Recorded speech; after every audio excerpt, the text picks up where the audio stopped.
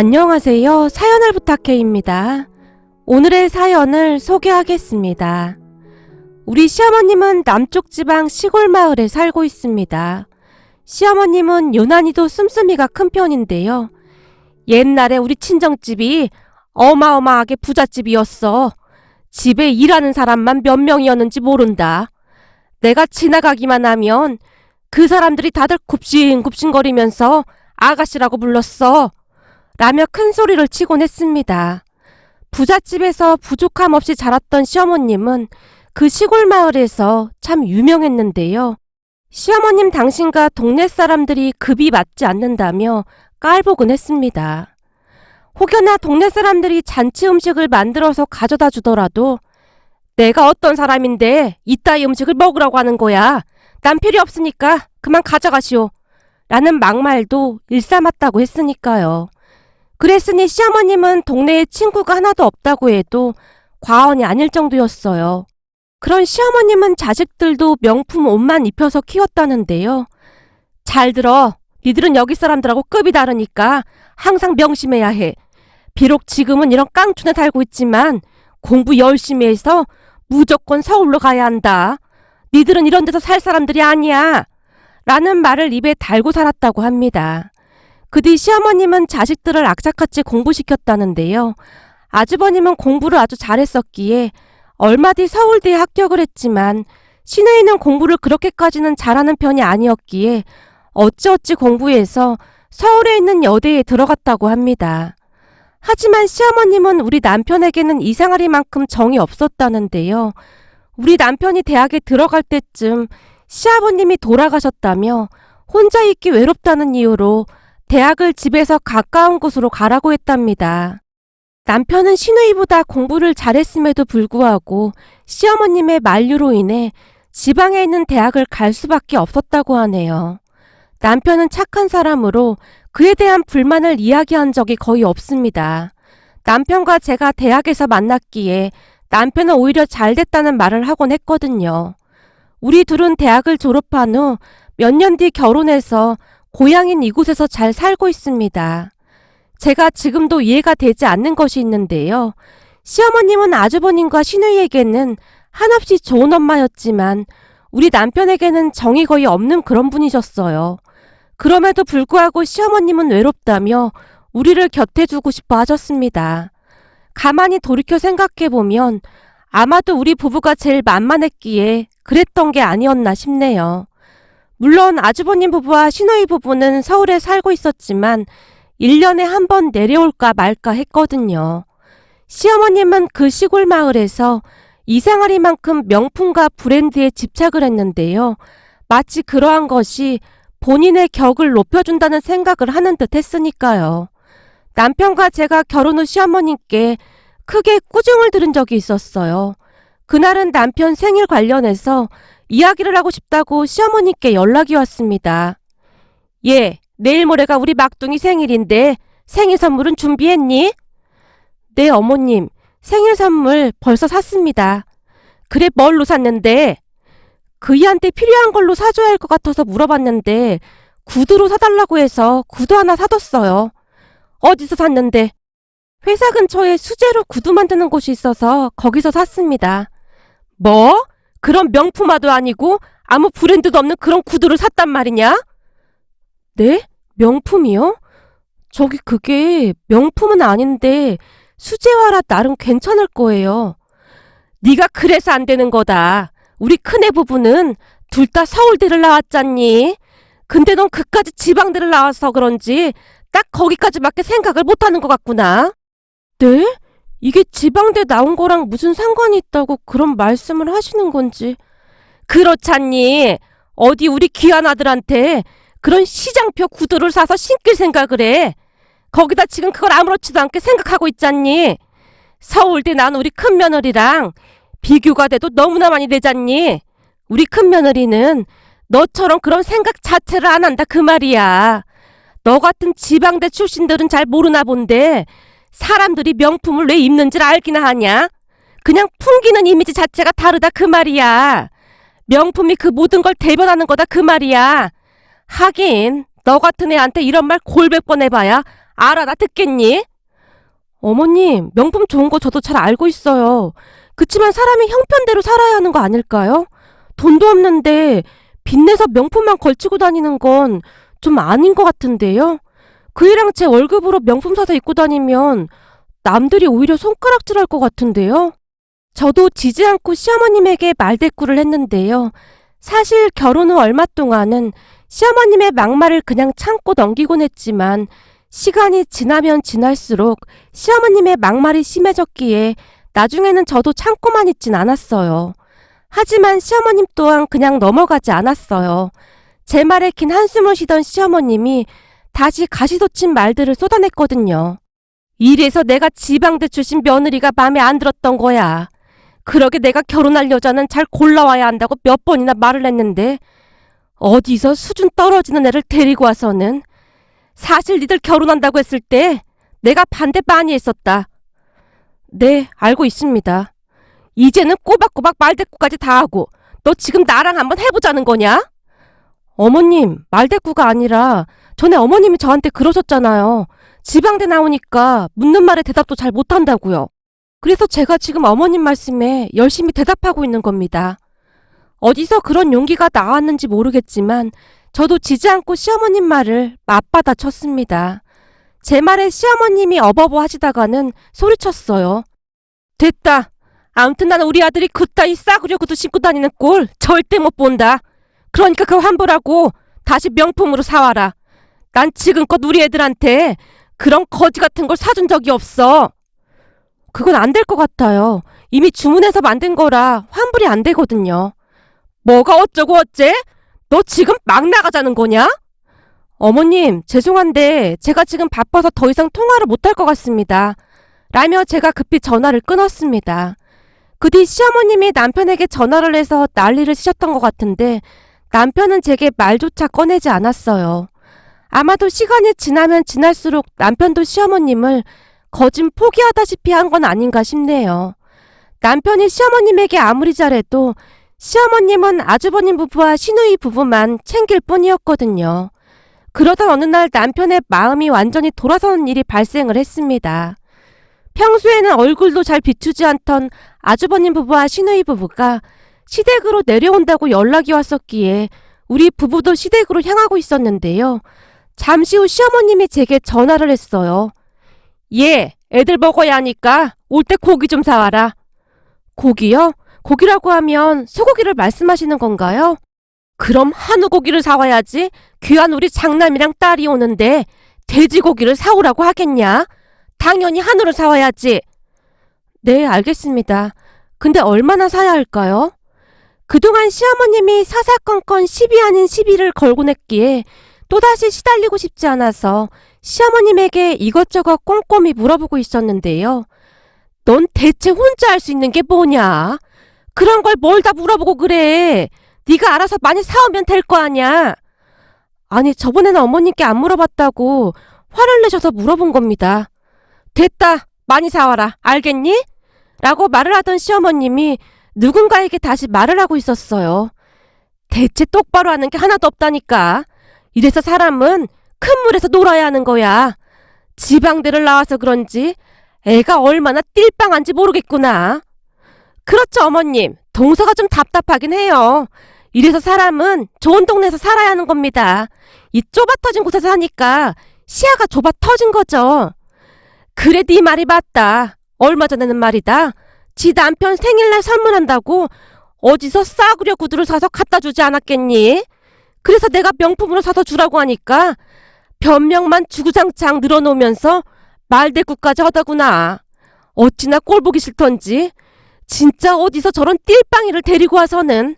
어머님, 진정하세요. 그래도 어머님 장남이랑 맏며느리는 서울대 나온 수재잖아요. 그렇구나. 니들이라도 있어서 얼마나 다행인지 모르겠구나. 시어머님이 휴대폰 종료 버튼을 누르지 않았다는 것을 잊은 것인지 형님과 함께 제 뒷담화를 하고 있었어요. 듣고 있는데 어찌나 열불이 터지던지 당장이라도 따지고 싶었지만 우선은 꾹 참고 말았습니다. 그렇게 잠시 후 정육점에 들려서 꽤 많은 양의 한우를 구매해서 시댁으로 향했는데요. 차에 올라타던 남편이 한숨을 내쉬며 말했어요. 아니, 왜 항상 우리가 이런 걸 다 사야 하는지 모르겠어. 요즘 들어 난 우리 엄마 아들이 아니라 어디서 주워왔다는 생각까지 드네. 그걸 이제야 느낀 거야? 난 이미 오래전부터 느꼈던 건데. 사실 어머님 당신한테만 참 함부로 하는 것 같긴 해. 옆에서 보고 있으면 우라통에 치밀어 오른다니까. 그러게, 나도 요즘은 회의감마저 드네. 계속 이런 식이면 가족이고 뭐고 그냥 영 끊고 살고 싶을 정도야. 남편이 불만 가득한 표정으로 긴 한숨을 내쉬었습니다. 그런데 그 뒤 시댁에 도착을 했는데 더욱 기가 막힌 일들이 우리를 기다리고 있었어요. 우선은 우리 부부가 집 안으로 들어갔음에도 불구하고 아주버님 부부와 시누이 부부가 눈길조차 주지 않은 채 건성으로 인사를 건네며 TV를 보고 있었어요. 그런 모습에 남편과 저는 더욱 뻘쭘할 수밖에 없었는데요. 어쩌면 그들이 우리의 존재를 거부하고 있는 것은 아닐까 하는 생각마저 들었으니까요. 남편 또한 저와 같은 생각이었던지 슬픔 가득한 얼굴로 멀뚱멀뚱 서 있을 뿐이었어요. 얘, 니들 뭐해? 얼른 가서 고기 구워야지. 니들 기다리느라 배고파서 다들 지쳤다. 얼른 고기 구워. 엄마, 우리는 손님 아니야? 왜 우리한테만 일 시키는 거야? 아니, 얘가 무슨 말을 하는 거야? 네 형네랑 누나네는 서울에서 내려왔잖니. 거기서 내려오느라 얼마나 힘들었겠어. 그니까 가까이 사는 니들이 해야 하는 게 맞는 거지. 잠만 말고 얼른 들어가서 고기나 구워. 여보, 그냥 우리가 굽자. 라며 제가 남편의 팔을 잡아 끌었는데요. 남편이 기가 막히다는 듯이 실수를 터뜨렸습니다. 제가 그런 남편을 달래듯 주방으로 들어가서 음식 준비를 한 뒤 다 같이 식사를 했는데요. 가족 누구도 우리에게 수고했다는 말 한마디조차 없었습니다. 그런 가족들의 행동에 남편의 표정이 점점 굳어져 가고 있었지만 가족들은 그런 남편을 여전히 상관조차 하지 않고 있었어요. 그러다가 잠시 후 시어머님이 우리 모두에게 통보하듯이 말했어요. 니들 형네가 이번에 강남으로 이사를 가야 해서 나머지 전답도 다 팔까 한다. 강남으로 간다고 하는데 당연히 해줘야지. 사람은 모름지기 큰 물에서 놀아야 하는 거야. 역시 우리 어머님 멋지세요. 어머님 연세에 그렇게 깨인 생각 하시는 분이 많지 않거든요. 당연하지. 비록 내가 지금은 이렇게 살고 있지만 예전에 우리 친정이 어마어마하게 부자였어. 그랬으니 내가 이렇게 깨일 수가 있었던 거고. 역시 우리 어머님이 최고예요. 형님이 온갖 아양을 떨어대고 있었는데 그런 형님의 말에 시어머님의 입이 귀에 걸려 있었어요. 그 순간 남편이 벌떡 일어나더니 화기애애한 분위기에 찬물을 끼얹 듯 말했어요. 이 집에서 나는 자식이 아닌가 보네. 형이랑 누나 결혼할 때도 엄마가 땅 팔아서 집 사줬었잖아. 근데 이번에도 또 해준다고? 땅도 얼마 남지도 않았는데 그걸 몽땅 팔겠다 그 말인 거네? 네가 뭔데 발끈하고 난리야. 내가 지금 발끈 안 하게 생겼어?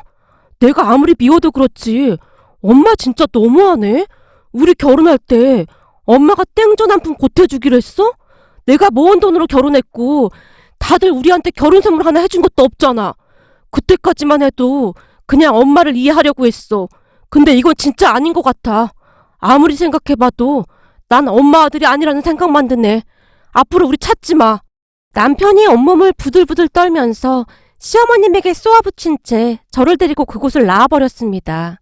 그 뒤 남편과 저는 시댁 가족들과 연을 끊고 살게 되었어요. 대신 홀로 계신 친정엄마와 합가를 했는데요. 친정엄마 집이 넓기도 했고 제가 임신을 했었기에 아이가 태어나면 엄마가 아이를 돌봐주기로 했거든요. 그렇게 우리는 시댁 가족들과 완전히 연을 끊고 살아가고 있었습니다. 그러던 어느 날 집에서 애를 보고 있던 엄마에게 전화가 걸려왔는데요. 얘, 조금 전에 네 시어머니가 찾아왔는데 말이야. 대체 뭐라고 말을 해야 할지 모르겠구나. 뭐? 시어머님이 찾아왔다고? 집은 어떻게 알고 찾아왔대? 그거야, 동네가 워낙 작으니까 물어물어 찾아온 모양인데. 근데 나도 지금 황당해서 어떻게 말을 해야 할지 모르겠는데 말이야. 뭔데 그래? 시어머님이 엄마한테 막말이라도 한 거야? 그런 거라면 차라리 낫게. 그럼 뭔데? 엄마가 계속해서 뜸을 들이고 있었기에 제가 답답하다는 듯이 물었는데요. 그 순간 엄마의 입에서 믿을 수 없는 말들이 쏟아져 나왔습니다. 엄마의 말에 따르면 점심 식사를 한 뒤 우리 아들과 거실에서 놀고 있었다고 하네요. 그런데 잠시 후 초인종이 울려서 확인을 해봤더니 문 밖에 시어머님이 서 있더랍니다. 처음에는 이게 무슨 일인가 싶어 엄마가 어리둥절한 채 인터폰만 바라보고 있었다는데요. 사돈, 확인을 했으면 문을 열어줘야지. 뭐 하고 있는 거요? 아, 네. 잠시만요. 시어머님의 말에 엄마의 몸이 자동으로 움직였고 엄마가 문을 열자마자 시어머님이 집 안으로 들어서더니 우리 아들을 있는 대로 노려보더랍니다. 그러더니만 우리 엄마를 향해 뒤를 돌아보더니 말을 하기 시작했다는데요. 사돈, 우리 때는 연년생으로 애를 참 많이도 키웠잖아요. 그렇죠. 우리 때는 애를 몇 명씩 낳아서 키우기도 했으니까 그런 사람들이 많았죠. 근데 갑자기 찾아오셔서 그건 왜 묻는 겁니까? 내가 와서 보니 사돈이 손주를 아주 잘 키운 것 같네요. 가만히 보니 애 키우는데 소질이 있어 보입니다. 소질이 있긴 무슨 소질이 있겠습니까? 딸이랑 사이가 맞벌이를 하니 최대한 도와주고 싶어서 그런 거죠. 근데 무슨 일이 있으신 건가요? 사돈 안색이 많이 안 좋아 보이네요. 시어머님이 안절부절 못하는 것 같아 보였기에 엄마가 걱정스레 물었다는데요. 엄마의 말을 들은 것인지 못 들은 것인지 시어머님이 급히 주머니에서 휴대폰을 꺼내서는 누군가와 통화를 하더랍니다. 그렇게 곧 다시 초인종이 울렸고 시어머님이 급히 문을 열어줬다는데요. 거기에 시누이가 혼비백산한 채 서 있더랍니다. 그때까지도 무슨 일인가 싶어 넋이 나간 채 엄마가 두 사람을 바라만 보고 있었다고 합니다. 그 순간 시어머님이 시누이가 안고 있던 것을 빼앗다시피 해서 걸어오더니 우리 아들 옆에 내려놓더랍니다. 그 모든 일들이 너무나 갑작스레 일어났기에 엄마가 정신줄까지 놓은 채 멍이 서 있었던 모양인데요. 뭐해? 얼른 가자. 엄마, 진짜 이래도 되는 거야? 지금 그런 걸 따질 때가 아니잖아. 그럼 네가 키울 거야? 얼른 나오기나 해. 라는 말을 하더니 엄마에게 한마디를 하더랍니다. 사돈, 내가 몸이 너무 안 좋아서 그러는데 우리 손녀 좀 봐주세요. 그냥 숟가락 하나 더 얻는다고 생각하고 애 보는 김에 같이 보면 되잖아요. 네? 갑자기 찾아와서 무슨 말을 하는 겁니까? 아무튼 잘 좀 부탁드립니다. 라는 말을 하고는 시어머님이 급히 집을 뛰쳐나갔다고 합니다. 그때까지도 엄마는 넋이 반쯤 나가 있었다고 하는데요. 곧 우리 아들이 울어대기 시작해서 정신을 차리고 보니 우리 아들 옆에 조카가 떡하니 누워있더랍니다. 생각해보세요. 몇 년 동안 연락을 끊고 살던 시어머님이 갑자기 애를 안고 찾아왔으니 엄마 입장에서는 얼마나 놀랐겠습니까? 얼마나 황당하고 놀랐던지 엄마의 목소리가 미세하게 떨리고 있었어요. 얘, 무슨 이런 일이 다 있니 그래? 아니 무슨 할머니가 손녀를 이렇게 두고 도망가다시피 갈 수가 있어. 이게 지금 무슨 상황인지 모르겠구나. 그럼 지금 엄마가 애 둘을 보고 있단 말이야? 그렇다니까. 낯을 얼마나 가리는지 울고불고 난리도 아니야. 네 엄마 지금 쓰러지기 일부 직전이다. 진짜 황당해서 말이 안 나오네. 내가 김서방한테 전화해볼게. 그래 알았어. 우선은 내가 잘 돌보고 있을 테니까 되도록이면 빨리 들어와. 엄마 목소리에는 지친 기색이 역력해 보였습니다. 어찌나 황당하던지 머릿속이 하얗게 된 채 뭘 어찌해야 하나 잠시 고민하다가는 남편에게 전화를 해서 모든 사실을 말했어요. 물론 남편이 노발대발한 건 말할 것도 없었고요. 화가 난 남편이 시어머님과 시누이에게 몇 번이나 전화를 했지만 전화를 받지 않았다고 합니다. 결국 남편이 아주버님에게 전화해서 따져 물었다는데요. 남편의 말을 들은 아주버님 대답이 아주 과간도 아니었다네요. 그래서 어쩌라고. 엄마가 곧 가겠지. 니네 장모님도 좀 그렇다. 그 조금을 못 봐줘서 그 난리를 치고 있냐? 뭐? 지금 그걸 말이라고 하는 거야? 형 딸인데 걱정도 안 되는 것 같네. 모르는 사람한테 맡긴 것도 아니고 니네 장모님한테 맡긴 건데 걱정할 게 뭐가 있어. 아무튼 나 바빠서 통화 오래 못하니까 이만 끊어. 형 지금 제정신이야? 이런 식이면 나도 가만 안 있을 거야. 네가 가만 안 있으면 어쩔 건데. 가족끼리 뭐 어쩔 거냐고. 가족? 지금 나보고 가족이라고 했어? 우리가 어떻게 가족이야. 다 필요 없고 나 바로 경찰에 신고할 테니까 그런 줄 알아. 30분 내로 엄마 안 오면 바로 경찰에 신고할 거야. 그럼 어떻게 되는 줄 알고는 있는 거지? 뭐? 네가 우리를 경찰에 신고하겠다고? 참내, 지나가는 개가 웃겠다. 네가 우리를 신고해? 고려 한번 해보던지. 아주버님이 잔뜩 비웃으며 전화를 끊었다고 하네요. 그 바람에 남편이 이성을 잃은 듯했고 정말로 경찰서에 신고를 해버렸습니다. 우리가 경찰에게 자초지종을 설명했기에 경찰이 시어머님에게 확인 전화를 했고 전화를 받은 시어머님이 놀란 채 헐레벌떡 우리 집으로 쫓아왔는데요. 집안에 들어서던 시어머님이 삿대질까지 하면서 고래고래 소리를 질러댔어요. 아니 어느 정신나간 인간들이 가족을 경찰에 신고해? 니들이 그러고도 인간이냐? 조카 좀 몇 시간 맡긴 게 뭐가 그렇게 잘못됐다는 거야? 사돈도 그러는 거 아닙니다. 엄마야말로 이게 뭐 하는 거야? 지나가는 사람 붙들고 다 물어봐. 이게 지금 말이 되는 건지. 말이 안 될 게 뭐가 있어. 모르는 사람한테 맡긴 것도 아니고 네 장모한테 맡긴 건데 거기다 네 장모가 이미 애를 보고 있는데 하나 더 봐주면 어디가 덧나냐? 엄마 진짜 말이 안 통하는 사람이구나. 됐으니까 얼른 데리고 나가. 남편도 지지 않고 시어머님에게 소리쳤습니다. 그런데 그 순간 시어머님이 갑자기 울먹이더니 진짜로 내가 몸이 안 좋아서 그렇다니까. 그니까 며칠만 봐주면 데리고 갈게. 엄마 그렇게 힘들면 형이랑 형수한테 말을 해야지. 지금 이게 뭐 하는 거야? 말도 마라. 내가 몇 번이나 말을 했지. 근데 들어먹질 않는 걸 어떡하겠어. 시어머님이 눈물 콧물 범벅이 된 채 그동안 있었던 이야기를 하기 시작했어요. 시어머님의 말에 따르면 어느 날 형님이 다짜고짜 내려와서는 대학원에 간다며 조카를 돌봐달라고 했다고 하네요. 어머님, 저 대학원 가야 하는데 애 봐줄 사람이 없어요. 어머님이 좀 봐주세요. 아니 100일도 안 됐는데 그건 좀 그렇지 않니? 대학원은 좀 더 있다 가도 되잖아. 안 돼요. 저 애기 낳고 살도 쪄서 헬스장도 다녀야 하고 공부도 해야 해서 애기 보기 힘들어요.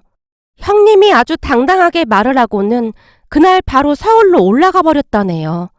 결국 평소 형님 눈치를 많이 보던 시어머님이 조카를 돌볼 수밖에 없었다는데요.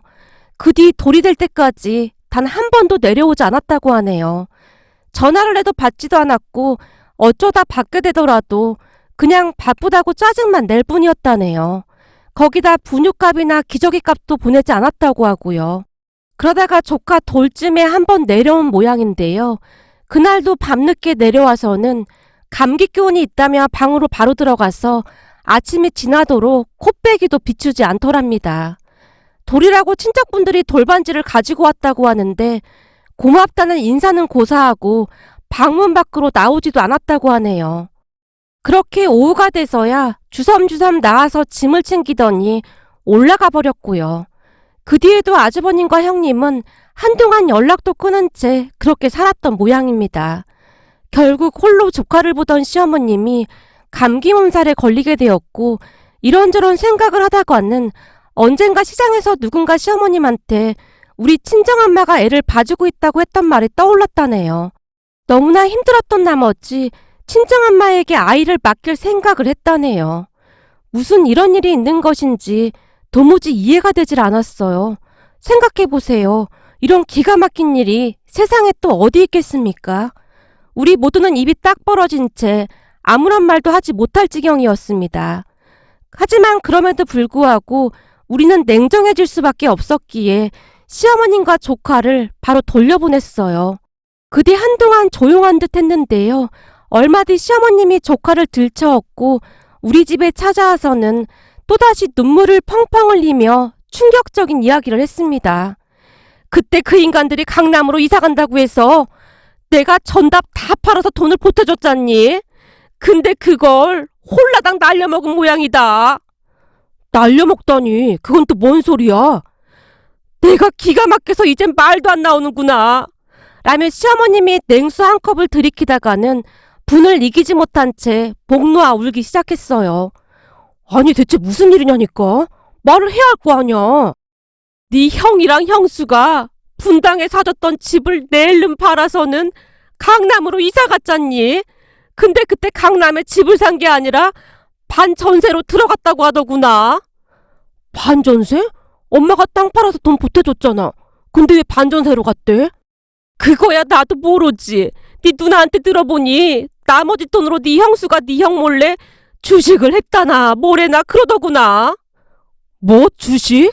형수님 대학원 간다고 애 맡긴 거 아니었어? 그거 다 뻥이었어.